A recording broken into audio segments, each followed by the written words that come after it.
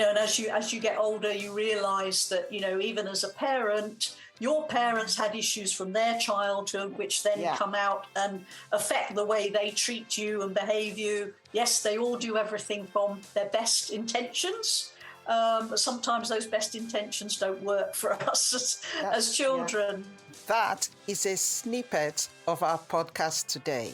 Hey there, Maureen Chana here, founder of the Mindsight Academy, neuro coach to executives, leaders, entrepreneurs, and a neuro leadership trainer using insights from neuroscience to help you deliver results by learning to work smarter, be in control of your brain, manage yours and others' emotions, change behaviors, flourish, and exceed expectations. Welcome back to another episode of Lead to Excel podcast. I am so thrilled to be with you today because we have a special guest. But before we get into that, remember to subscribe to this podcast wherever you listen to it, because it will help other people find it and give them the opportunity to understand how they can rewire their own brain to enable them achieve their goals. So without wasting any more time, grab your cup of coffee or your drink or whatever that might be. Put your feet up and listen in. So it's such a delight to have this lady with us today. Sue Ritchie, welcome to Lead to Excel podcast. Thank you very much, Maureen. I'm really delighted to be here, and thank you for inviting me. No, it's really a pleasure. I've known you for quite some time on LinkedIn, mainly. We've had a chat previously. I think that was during the pandemic, I think. It was, yeah. It's interesting, isn't it, how you sort of get to know people during the pandemic online, and then it's like I had experience recently of that, and meeting somebody then in real person, and yet we sort of thought we've never actually physically met before, but we felt like we knew each other incredibly well. Exactly. No, it's really a pleasure. So I'm looking forward to meeting you in person someday as well. That would be great. That would be wonderful. I'd love. Yeah, absolutely. So I'm just going to talk about what you do briefly, and then we will get into more details because I'm really looking forward to our conversation today. So Sue Ritchie is passionate about helping stressed out business women who are struggling to conceive. Her approach is a totally natural and holistic one that is based on creating the right physical, mental, and spiritual environment to support and increase fertility for both the woman and the man. She takes an approach that focuses on addressing the root causes that are preventing conception from taking place. One of the interesting things that I discovered reading about you, Sue, was the fact that I think it's actually on your website that it says that you've had a huge love for children from a young age and a strong desire to have children of your own.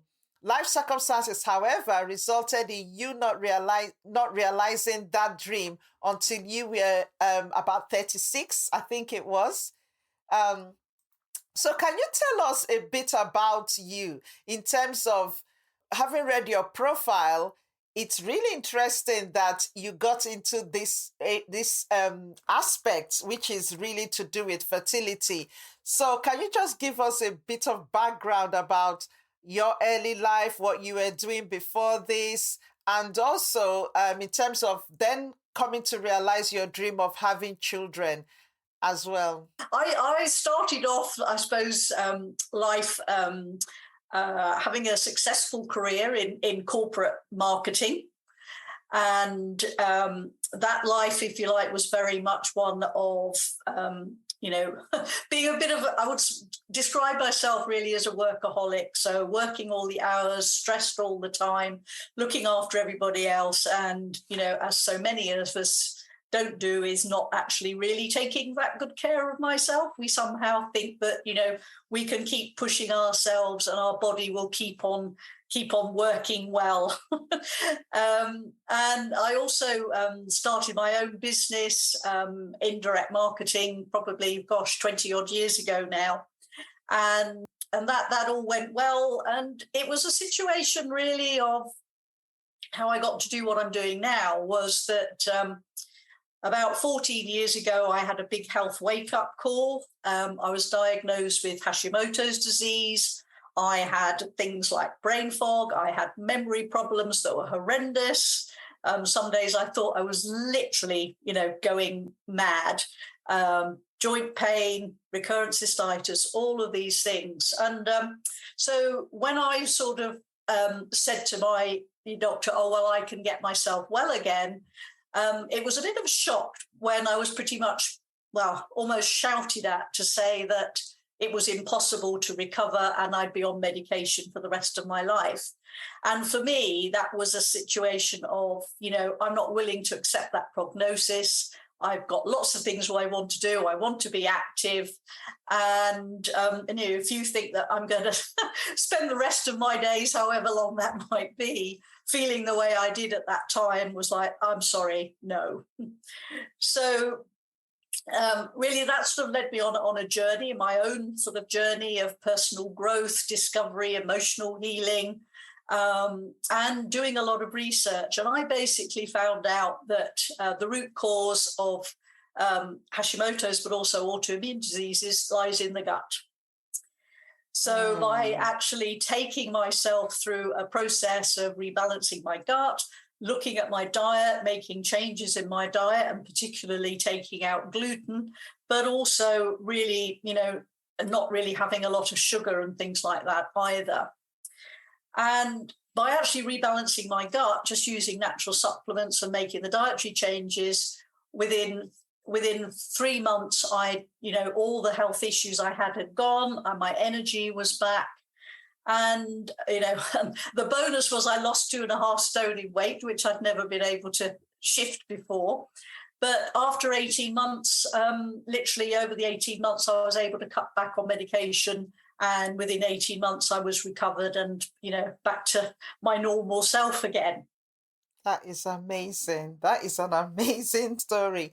So, can you just tell us what Hashimoto disease is? Yes, Hashimoto's is an autoimmune disease that affects your thyroid gland. Okay. But one of the interesting things was in my recovery is it wasn't just about the physical.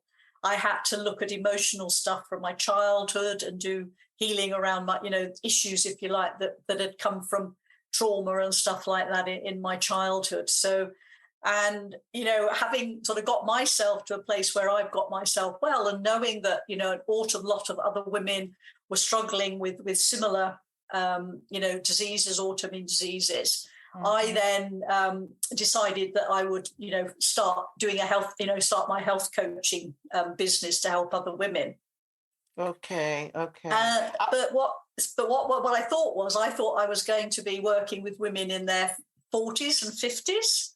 Increasingly, what I found was I was working with women in their early 20s, even late teens, who'd never been well. And they were being given all sorts of drugs, chemo drugs, brain tumor drugs, by doctors on the off chance that it might help and get them well again. And to me, that was incredibly scary because, medications like that have side effects. And you're talking about young women who haven't even really started life, if you like.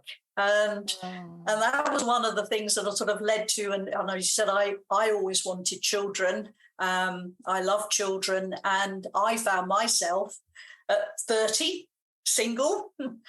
And it was a case of thinking, there were days when I felt really down and depressed, thinking, oh my God, am I going to have children? Perhaps I won't. What will happen? And that was, sometimes quite difficult to really, cope with and bear at times. So, but, as you said at the beginning, luckily, things did change and I found somebody, if you like, and a partner. And I had my first child at 36 and my second at 39. Wow. Both naturally as well. Yeah, I'm going to come into that. I'm going to come to that in a second, actually. In terms of the Hashimoto disease, because this is quite recent. That's correct, isn't it? Yeah, it was 14 years ago. Okay, so 14 years ago. Okay. But this was after you've had children? After I'd had children, Okay, yes, yeah. yes, Okay. yeah. So I want to go back a bit in terms of you mentioned something about when you discovered you had the autoimmune disease, and one of the things you wanted to focus on was more emotional things that happened in, when you were young. Why that? Why did you have to go back that far to look into childhood emotions, mindset, and all that? Why was that important? It was important because there were things, if you like, that my body was carrying in terms of emotional issues, hurt, pain, which really, in order to sort of help me recover, I really needed to release those. And I think it was a bit of also what I realized, if you like, through this particular situation was I had to get a good work-life balance for a start. I really needed to start putting myself first and taking care of myself. But it was also a realization that the sort of need to be working and doing all the time was very much about my self-worth, if you like. So by working and, when in my working life, it was always about people pleasing, if you like, by always taking on more things that, people say, well, would you do this? Oh, yes, I'll do it. And getting to a point where so often I was overwhelmed, if you like, and then stressed and not sleeping. And the sort of, we get these health wake-up calls. I think the universe sends them to them. And I'll be perfectly open and honest and say there were probably a couple of wake-up calls that I ignored earlier on in my life.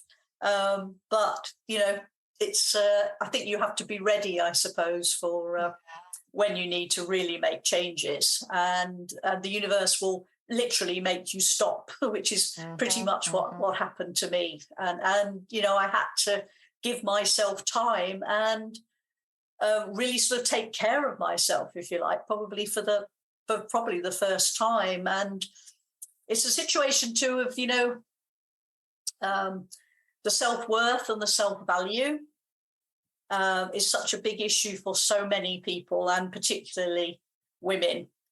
And it's sort of getting to that place of, self-love. I'm not saying it's always perfect, but when you actually, value yourself and want to take care of yourself, then you really treat yourself well by eating the right foods, doing the right things that actually support and nurture you, rather than being caught up in a situation where so often we just beat ourselves up. Yeah, I love the way you've really brought that together, the self-love, linking it to what you eat, what you do, so it's not just a case of, it's not just a case of looking at it in one dimensional way, but actually it's more the holistic way of looking at everything about yourself, and bringing it to that work-life balance. I think I love that. So for you, in terms of being able to get, actually get over, or I would say almost self-treat yourself from this autoimmune disease, it's you looked at the emotional aspect of yourself. I know you talked a lot about your gut health in terms of what you were eating as well. How did you come to this realization? What made you how did you come to the awareness that there's more to this, that it's not just one aspect of just nutrition or diet, but, more the whole package? How did you get there? I think, interestingly enough, I think we get guided intuitively. And I think what I started seeing was with like invitations by people to go to certain events. And I remember one particular thing where somebody invited me actually to go to a particular event. And it was a huge eye-opener for me, because the couple who run this event, it was actually the guy's partner, actually, Liz, and she was telling her life story. I was like sitting in the front row, and she was telling her life story. And I remember sitting there with tears literally rolling down my face. And the sudden awareness of, do you know what? I'm not the only one who thinks like that about themselves, who tells them all those things that are not true and are rubbish. And yet, you know, for, I don't know how I was old there, but, you know, I'd gone through a lot of years of my life thinking that I was the only one who told himself that they're not good enough, and why are you, what, nobody wants to hear what you've got to say. You don't speak properly. You don't speak well. All, you know, you're not good enough. You're not worth it. All of those sorts of things. And when somebody else suddenly shared that, it was like, oh, somebody else feels the same way about themselves as me. And that was a huge, you know, step actually of, you know, learning all about the negative voice in my head, and, you know, learning how to manage that. And it was a case really of, once I'd sort of started on this journey, it's sort of, how do I say, I suppose you sort of wake up in a way, and the universe will send you, like, you'll get an email from somebody about a particular event or a book or, you know, a workshop or something. And you'll either go, no, it's not for me, or you go, oh, actually, I'm going to have a look at that. I'm going to investigate it, and then realize, oh, yes, actually, I think I need to follow this path and go on it, or, you know, take on board what's being shared. That is powerful, though. So that is really powerful, because, you know, there's something that I when I give talks, I kind of give the example of how once I went to buy a car, and when I got there, I was actually looking for a BMW, but when I got there, I saw a Honda. I think it was a Honda Civic at the time. And I said to myself, I don't really see that many Honda Civics in the UK. This would be a good one. Anyway, I left their garage, and on my way home, which was about half an hour's drive, I'm sure I saw up to 20 Honda Civics on that journey. So it just shows how powerful our brain is, in terms of, once we focus, once we identify something or bring the awareness to our brain, it opens our eyes to things and attracts those things to us. And, you know, what you said is really powerful, and it's something that I think everyone that is listening really needs to pay attention to, because you see, the moment you started being aware of your situation, the fact that you wanted change, when that, you know, invitation came, you were able to notice it. You and it was something you had, I suppose, you needed. So you paid attention to it, because you might have been getting emails like that in the past, but not really acknowledged it, because you were not aware at that time. You hadn't drawn your brain's attention to it. And also, you know, not even going too much into law of attraction, but the truth is that we attract what comes to us is what we're thinking about, what we pay attention to. So we attract what we focus on or pay attention to. So I think that is really powerful. Thanks so much for sharing that. And I want us to kind of move up a bit in terms of, okay, you know, the whole issue of rebalancing. I know we don't have time to go into the diet, but just briefly tell us what you actually changed in terms of your diet, to really help your gut health. What did you actually do? Okay, well, I mean, it was a bit more than just changing diet, because you have to actually go through and, if you like, go through a process, really a sort of 3 processes of, like, detoxing the body, but also healing a leaky gut as well. Because what does that mean? Leaky gut basically means that your gut is leaking, if you like, into the rest of your system, which in practical terms means that, you know, what you're eating, or even if you're eating a healthy diet, your body won't be able to absorb all the vitamins and minerals that and nutrition that your body really needs. Mm-hmm. And what it also means is that, if you like, bits of food and other things, if you like, get into your bloodstream system, which shouldn't be there, and basically creates an inflammatory response in the body. So your immune system goes on red alert, if you like. So it is eating the right foods in terms of really having an all natural diet, and also, you know, good protein, but lots of veg, eating fruit, But during the whole rebalancing process was really to get rid of all of the sugar, so no sugar. Which no is sugar. I know that's an interesting one, isn't it? But Yeah.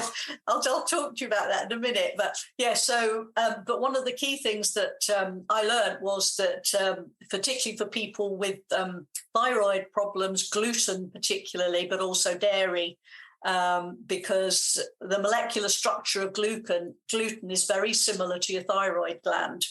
So when you eat gluten, your body sees it as being your thyroid gland, so it attacks your thyroid gland. And for me, that was the initial, if you like, bit of information that I was able to research and discover that made a huge difference. Wow. So I don't eat dairy, don't eat gluten, but also don't really eat anything with natural sugar, yes, but predominantly just some fruit, if you like. So, but it's also about making sure that you eat enough fiber. The good stuff in your gut, good bacteria and all of those things, they need good fiber in order to be able to grow and multiply.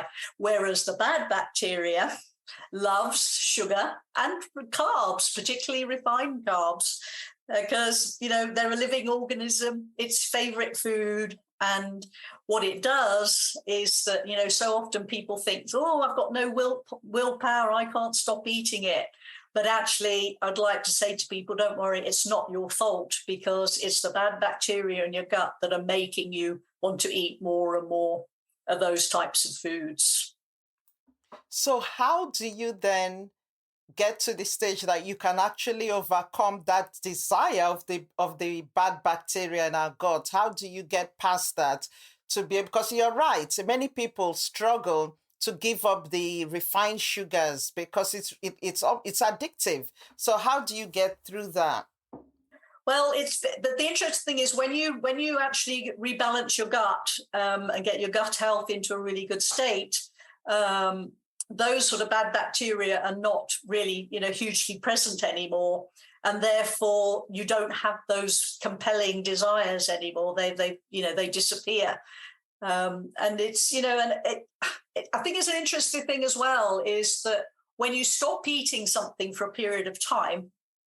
I'm sure a lot of people have had the experience, a lot of people with like taking sugar out of drinking, when you're drinking tea. You do that for a couple of weeks or 3 weeks or so, and you get used to it.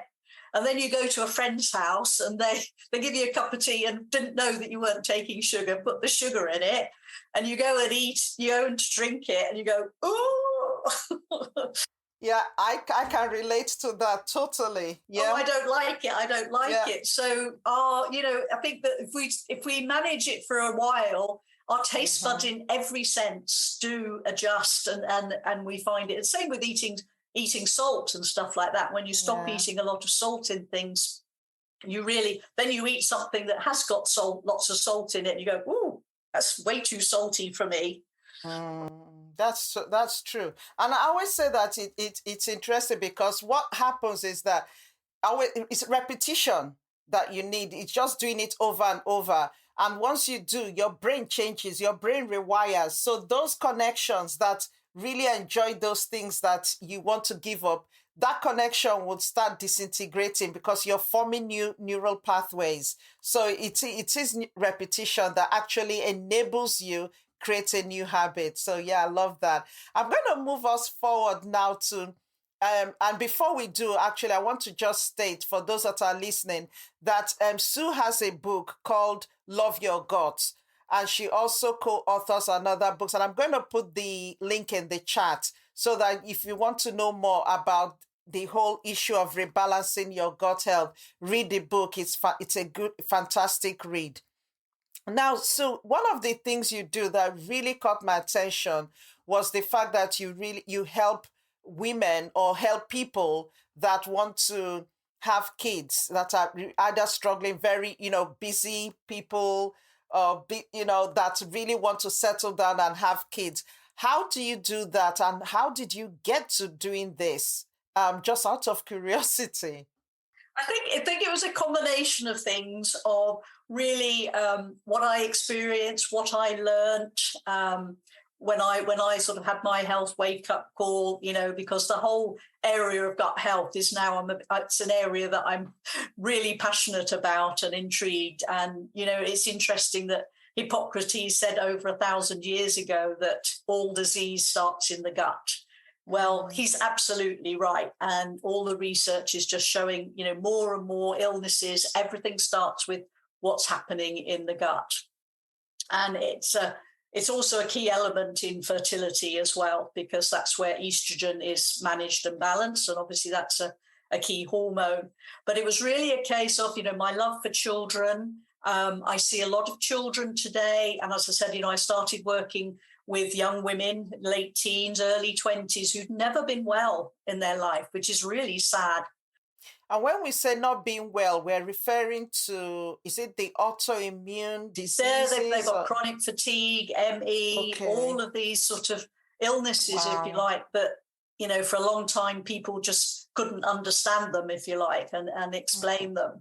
It was sort of thinking that. And also for me, it's like, I really wanted, I'd love to see some of the things that happened in my childhood that I was on the receiving end from my parents had really caused issues in my life, if you like, and had stopped. Can you give us an example of what you mean? What happened in your childhood? You don't have to go into many, but just give us an example. I think the key one was that, bless him, my dad, love him to bits, but and as you get older, you realize that, even as a parent, your parents had issues from their childhood, which then come out and affect the way they treat you and behave you. Yes, they all do everything from their best intentions.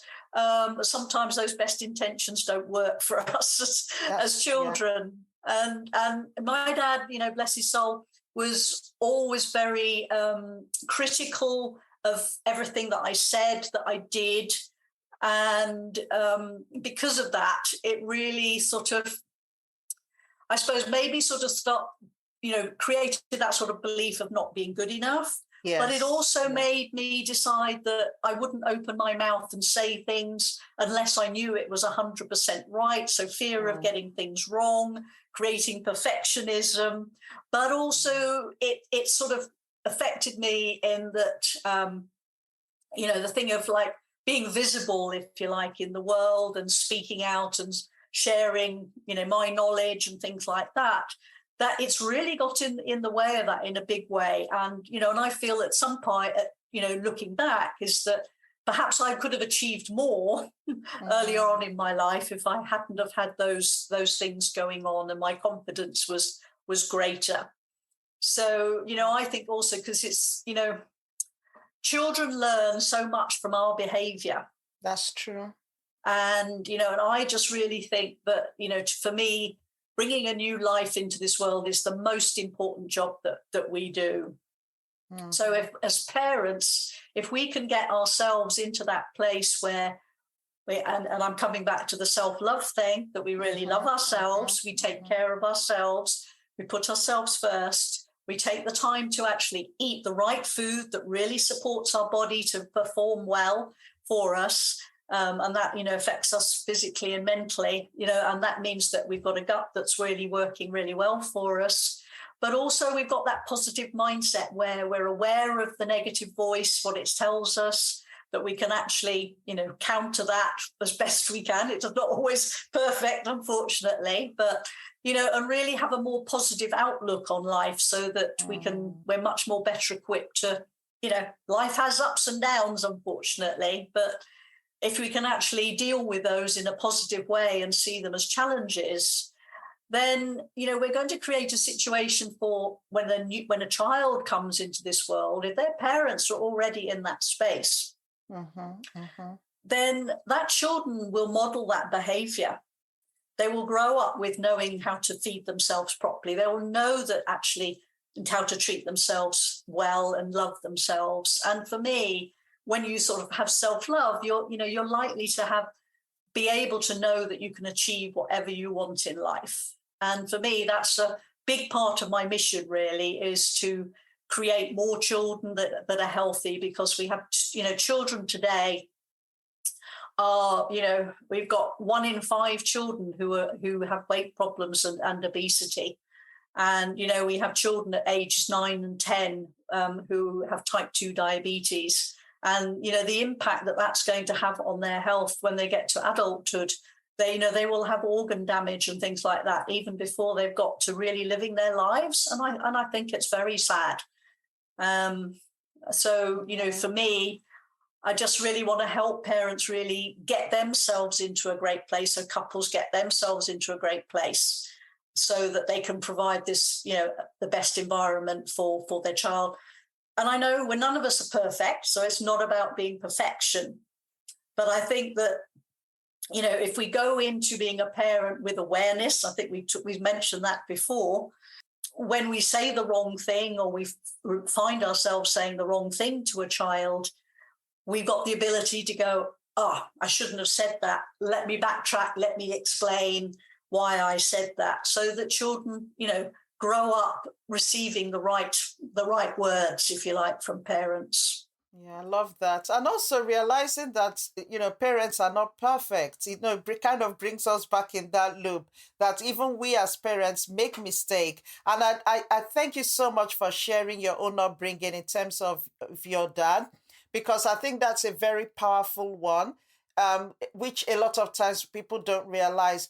A lot of the wiring that we've acquired from, our childhood is what our parents have really given to us. And most of the time it's with good intention.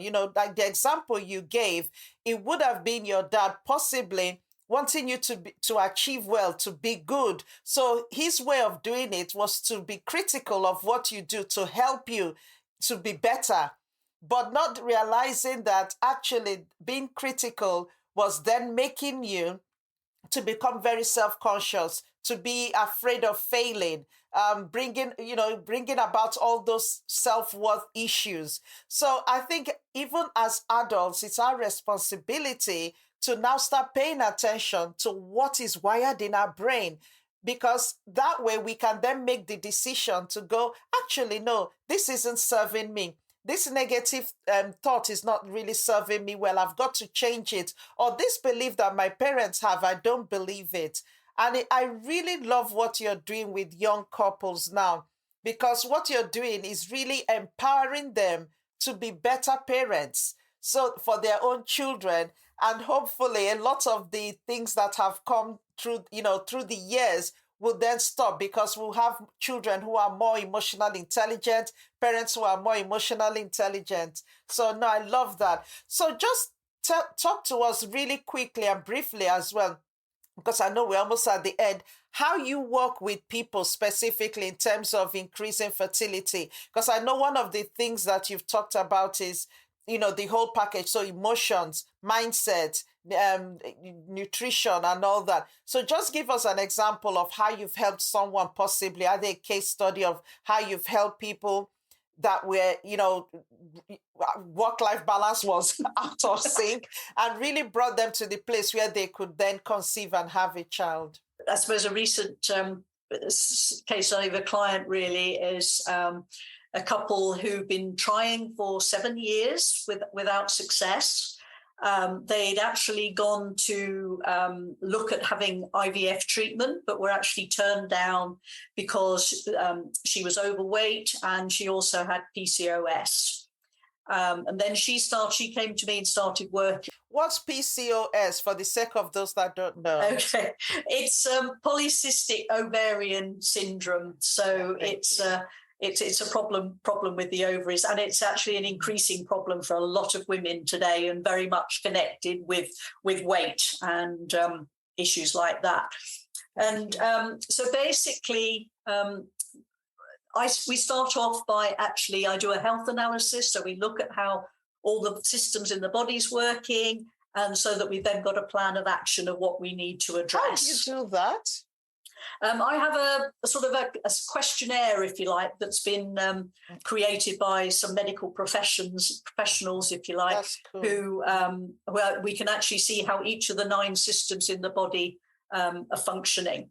And so from that, we basically create a plan of action of what we need to do. And, with this lady particularly, we had to, the first thing really was to get her gut properly rebalanced. She had a lot of cravings for sugar and carbs.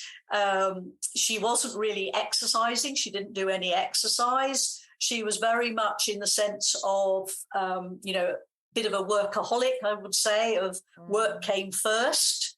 So we did a lot of work on the mindset around, taking care of herself, putting herself first, looking at what was getting behind that, clearing the blocks from that, but also getting her to really eat the right foods that are really supportive for not only just her health, but also for increasing fertility as well.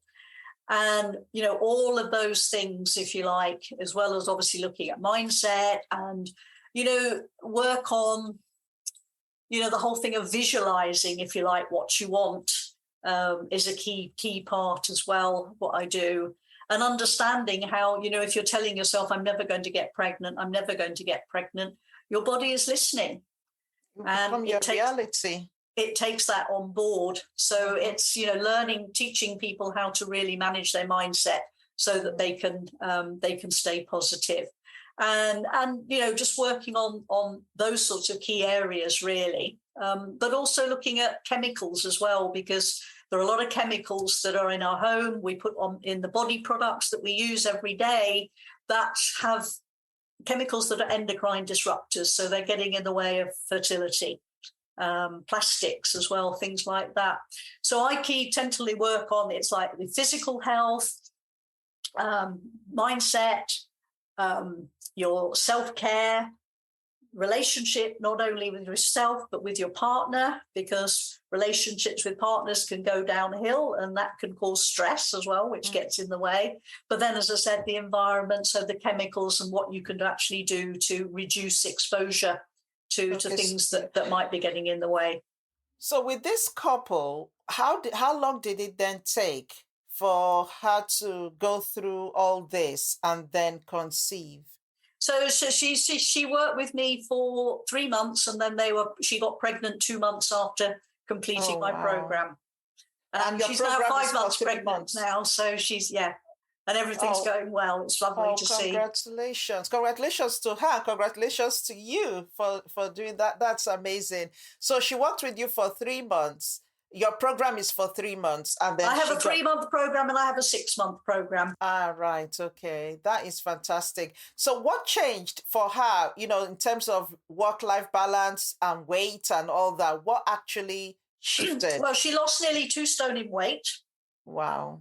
She started going out daily, doing walks longer and longer every week. Her husband came on board with her as well in doing that. So they did it together, which was lovely to see. Yeah. And so he was being very supportive in helping her as well.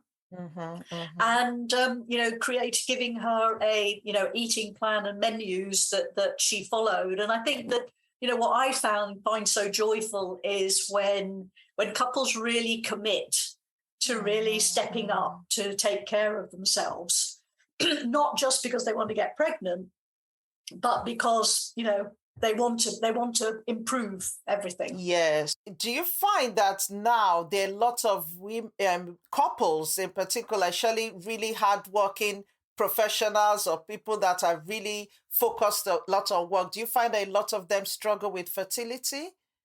Yes, I think it is. I think one of the things is that, that I'm actually passionate about is that we need to slow down.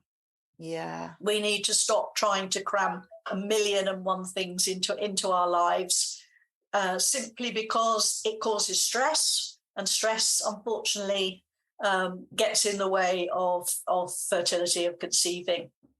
It gets in the way of sleeping properly, and good sleep is important to fertility as well. And, I think it's a case of you have to put yourself first and take care of yourself. Totally. Thank you so much, Sue. Thank you very much. So one final piece of advice that you want to give our listeners, I call them words of wisdom that we can take away. there's two things really. One question I have is, when we face challenges, I think it's important for us to stop and take a look at our lives and really tap in to, are we truly living our life in alignment with how we should be living it? Oh, I love that. Because I think that gets in the way, because most of the time, and I've been there as well myself, is that we live our life based on what other people think and what other people might say. And my own personal experience was that when I had the health big wake-up call, was that I realized that what I thought in my head that other people might think about me, slowing down and giving myself time out, that I thought they would be like, oh, you shouldn't be doing that, whatever. And I think I'll just say to you now is like, my husband actually said to me, and I was scared because he's thinking that, if I'm taking time out, I'm not earning so much money, that he wouldn't like it. He actually said to me, why haven't you done this sooner? Yeah, it's amazing how we get into our own heads and create our own narratives about things. Meanwhile, the people we think are thinking that way are not. That is a good one. That is a good one. Thank you so much, Sue. Thank you for all, you've really given us so much to think about, so much to act on. And I'm going to leave your details in the description for those that want to reach out, because I think you've got a lot to offer and so much to help people with. Thank you so much for coming on to Lead to Excel podcast. No, thank you very much. It's been lovely. I really enjoyed it. Thanks very much, Maureen, for the opportunity. Okay, 3 things before we finish today. Have you subscribed to this podcast? If you haven't, make sure you click that subscribe button wherever you listen to this podcast, because once you subscribe, you will not miss an episode. And as usual, if you have a topic you would love me to speak about or bring a guest on, do let me know by leaving a review. Finally, do have a fantastic week. And remember that you are limitless. So I look forward to seeing you in our next episode. Bye for now.